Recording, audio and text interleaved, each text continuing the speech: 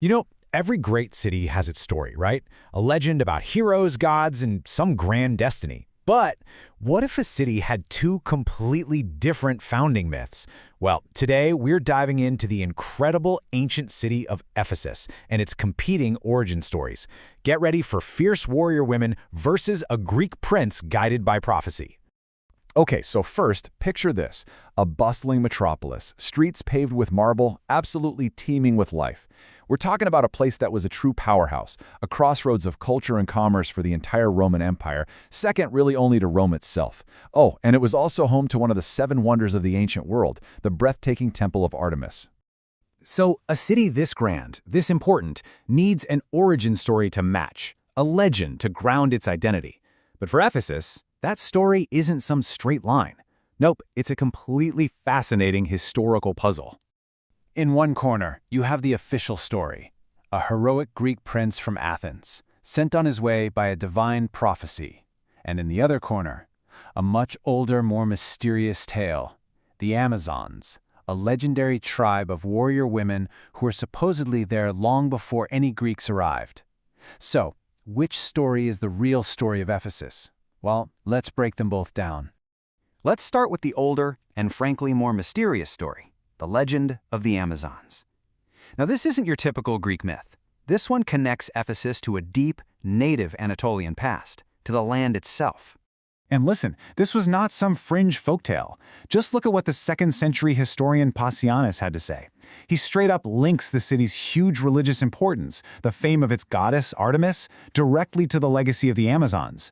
In his mind, you just can't understand the power of Ephesus without first understanding the Amazon story. What's so amazing here is how this myth really shaped the city's entire identity.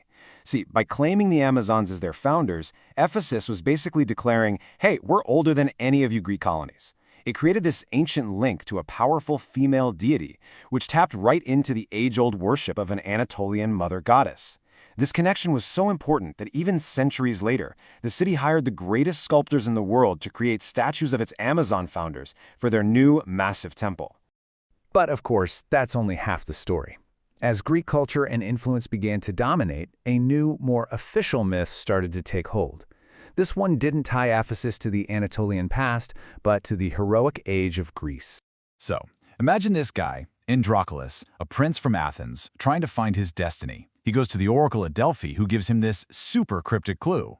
A fish and a boar will show you where to build your city. So he's on the coast one day, cooking some fish, and this crazy chain of events happens. A fish literally jumps out of the fire, an ember from it sets a bush ablaze, and out of the burning bush bolts a giant wild boar.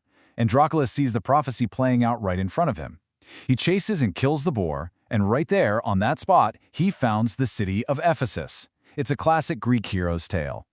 And Androclus wasn't just some character in a story. He was a massive figure of civic pride. I mean, look at the statue of him, found right there in Ephesus. He was so important that his tomb was treated as a sacred site inside the city walls where people would go to honor him.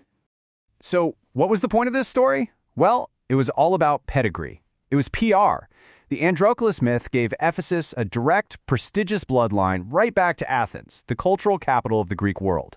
It cemented its identity as a major Greek city, and, it also neatly explained why you saw boars stamped on so many of their coins and monuments. Okay, so here's our mystery. We've got two completely different birth stories. One is ancient, indigenous, and led by women. The other is classical, colonial, and led by a man. Why on earth would one city need both? I mean, really think about that. Why not just pick one? Why keep the Amazon story around when the Androclus myth gave them such a great connection to Athens? Well, the answer reveals the absolute genius of how the Ephesians saw themselves. This table really just lays it all out. It shows how brilliant their strategy was. On one side, the Amazon myth gives Ephesus these deep, ancient roots in its own land, claiming an independent history and this primal connection to its goddess. And then on the other side, the Androclus myth basically acts as its passport into the exclusive club of Greek city-states, tying it directly to the power and prestige of Athens. So here's the big takeaway. The myths weren't fighting each other. They were working together. They were complementary. This allowed Ephesus to have it all. It could be both authentically ancient and Anatolian and prestigiously classical and Greek. It was, for all intents and purposes, a masterful piece of cultural branding that served them incredibly well for centuries. And we know this because these weren't just abstract ideas they talked about. No, the Ephesians made sure these founding myths were a visible, permanent part of their city. They were literally carved into the stone of their most important buildings. So if you were walking the marble streets of Ephesus, you'd be surrounded by these stories. You could look up at the Temple of Hadrian and see the whole legend of Androclus carved into the frieze. You'd use coins that had the hero and the boar stamped on them. And then you could walk over to the great sanctuary of Artemis and come face to face with these world-famous statues of the city's Amazon founders. Both myths were totally alive, celebrated, and just woven into the fabric of daily life. And this complex dual identity wasn't just some neat historical quirk. It was the cultural bedrock for a city that, at its peak, was home to more than 200,000 people. A truly thriving, confident metropolis that knew exactly how to use its past to build an incredibly powerful future.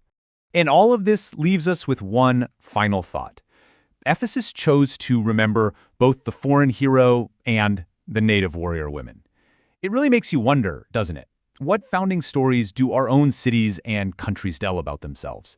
And maybe more importantly, whose stories get told and whose get left out?